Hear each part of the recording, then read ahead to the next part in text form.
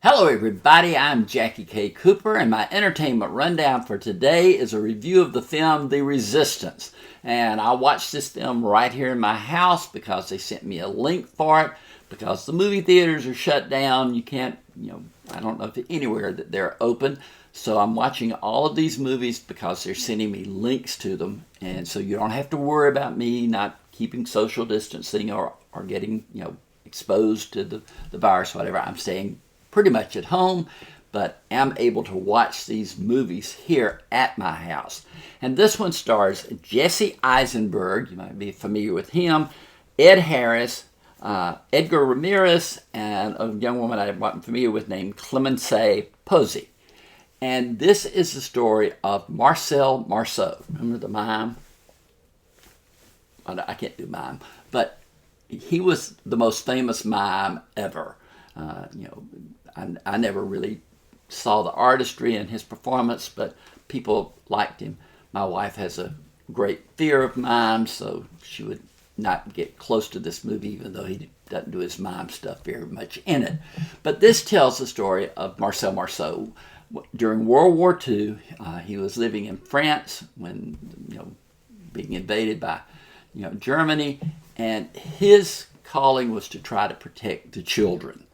And the movie is about the drama attached to him trying to protect the children, get them to a safe place, where it be in parts of France that had not yet been invaded, or get them over the Alps into Switzerland, where they could find sanctuary.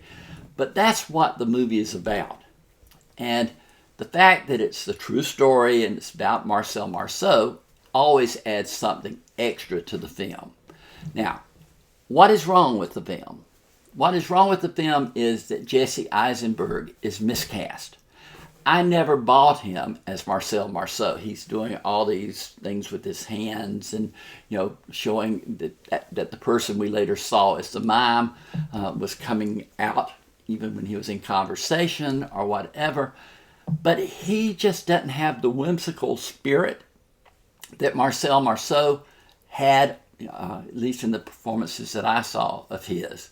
He also didn't have the ability to show various expressions, though silent. Marceau could really convey, feelings of sympathy or anger or great glee or whatever. Jesse Eisenberg just doesn't have that, and he needed it. And that needed to be the anchor of the movie.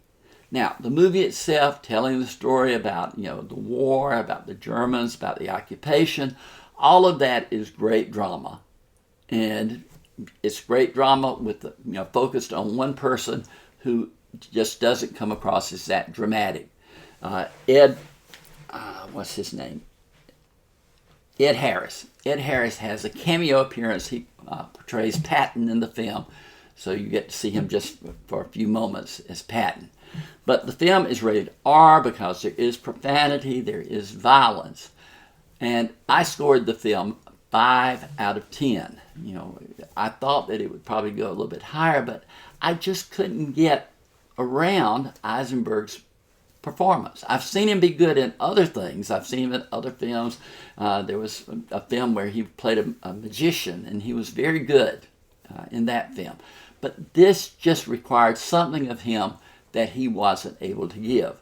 Now, why would you want to see the movie? Well, the movie itself, the drama of protecting the children, taking severe risk, going against the Germans to try to protect the children, dire situations, all of that is good.